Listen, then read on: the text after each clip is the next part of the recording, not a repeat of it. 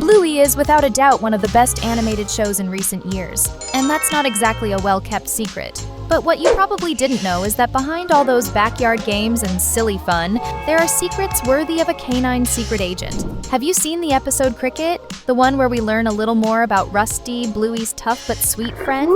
Well, get ready for a fun fact that'll perk your ears up. Rusty was almost the main character of the show. That's right, the show was originally going to be called Rusty, not Bluey. That's because he was inspired by one of Joe Brum's last dogs, and Joe, the show's creator, wanted to pay tribute to him. But later, he gave it more thought and realized the main character needed to be a more eye-catching color. And the result? Our favorite little blue pup was born. Because let's face it, a blue dog is way more attention-grabbing, right? Throughout the episodes, Bluey hides tons of stories and surprising little details about its characters, behind-the-scenes choices, and creative decisions. So come along with us and enjoy another awesome video. And since we're already talking about Bluey, here's another one for you. Did you know she has a middle name? Yup, our little blue pup's full name is Bluey Christine Healer. The name Christine is a tribute to Nana, the opinionated grandma you've probably seen in a few episodes. Bandit, Bluey's dad, likely picked that middle name to score points with his mom. I mean, we know he loves his mama, right?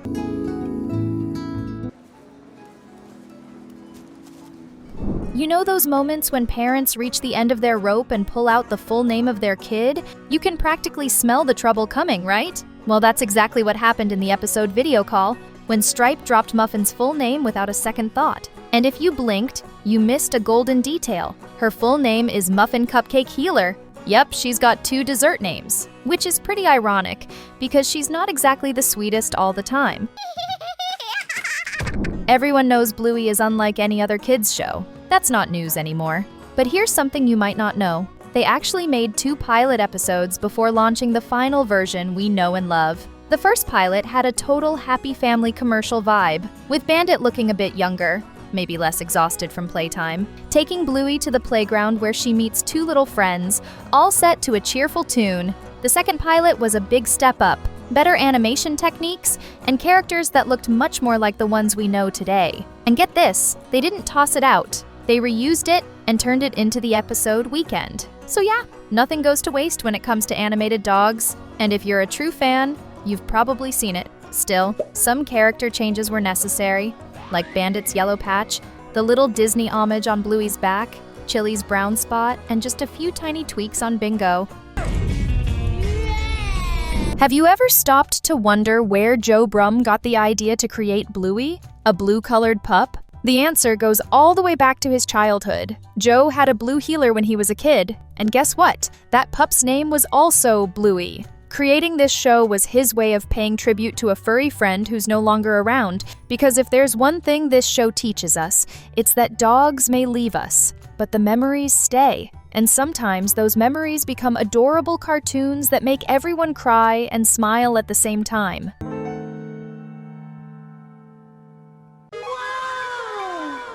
Bluey's creator didn't just pull inspiration from other kids' shows, he also looked to his own family. Every member of the Healer family was lovingly based on someone he cares about. Even the quirks and playful habits came straight from real life. For example, Bandit actually has a lot more in common with Joe Brum than you'd think. That devoted, playful dad we all love? Yeah, he's basically a cartoon version of Joe himself. In other words, he was inspired by himself. Unlike a lot of shows out there, Bluey wasn't made just for kids. That's right, Joe Brum always believed the show should be watched by both children and parents. That's why we get so many creative games mixed with super meaningful themes around parenting and family life. In fact, at one point, Joe even thought about ditching the kids' market completely and turning Bluey into a show just for grown-ups, to dive deeper into the real-life chaos of first-time or second-time parenting. Thank goodness he didn't go through with it, right? Can you imagine trying to explain to a kid why Bandit's crying in the shower because he forgot to pay the water bill? Before you keep watching 20 things you didn't know about Bluey, drop a comment below and type, "Curiosity." Oh, wow. Bluey and Bingo's parents, Bandit and Chile, have jobs that make a hilarious nod to the fact that, well, they're dogs. Bandit is an archaeologist, which is pure genius, because everyone knows dogs love to dig up backyard treasures, also known as buried bones. Chile, on the other hand, works part-time at the airport, a direct tribute to sniffer dogs that help with security. So, yeah, even their careers are totally on brand for a pair of classic no-nonsense canines. And let's not forget, heeler dogs are known for being excellent sniffers, so this job was the perfect match for Bluey and Bingo's mom.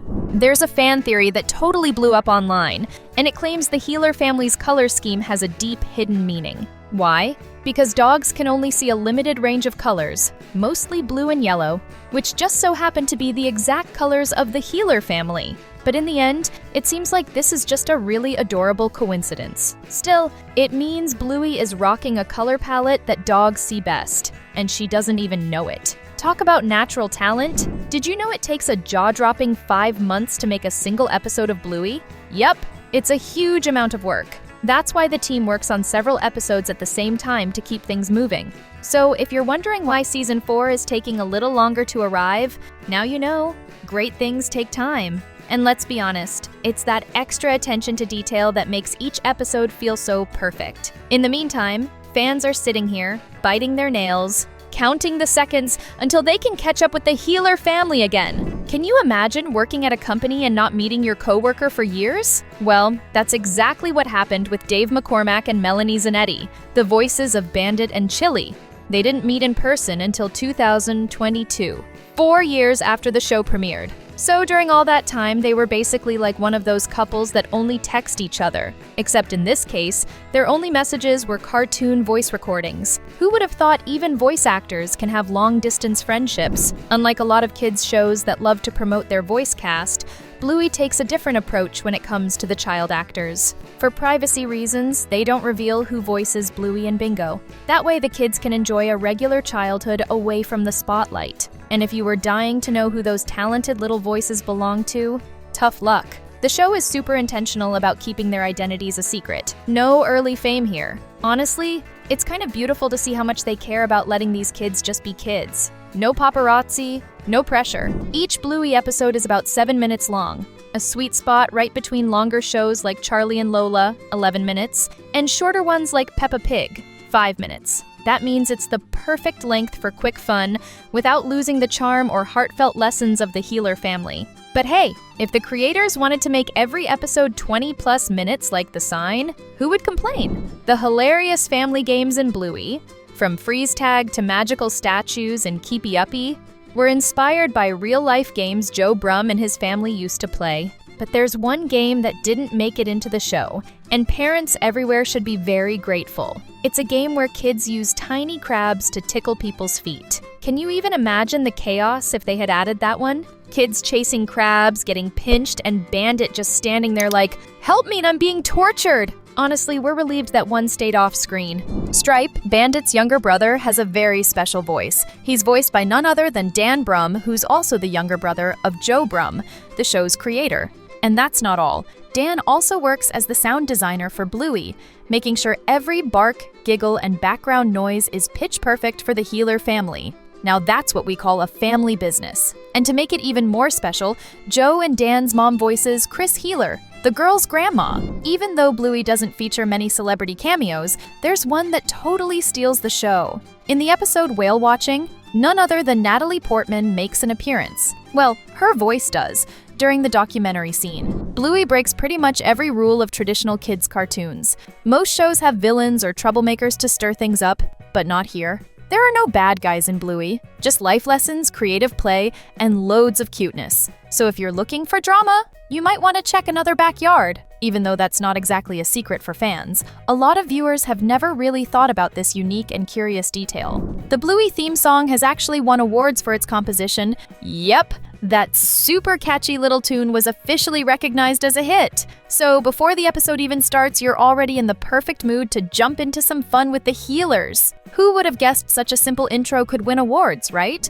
The pavlova featured in the show is a classic dessert from Australia and New Zealand, depending on who you ask, and it got a sweet little spotlight in the series. Crunchy on the outside, soft on the inside, and topped with fresh fruit, it's basically a dessert celebrity down under. The creators of Bluey make a point of including these kinds of cultural references to really bring Australia to the world. Whether it's the games they play or the food they serve, it's their way of saying, "Welcome to our backyard," while showing off traditions that some viewers may have never heard of. I mean, who doesn't love a little Aussie flavor, especially when it's served with a side of Healer family cuteness? And speaking of music, have you noticed that in Bluey, there are no annoying kids' songs playing on a loop? Nope!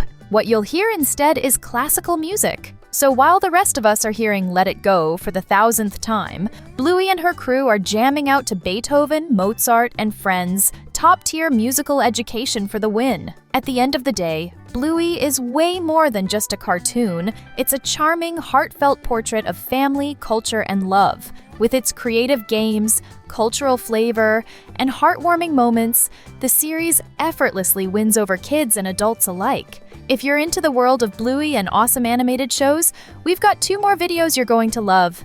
Thanks for watching, and see you next time.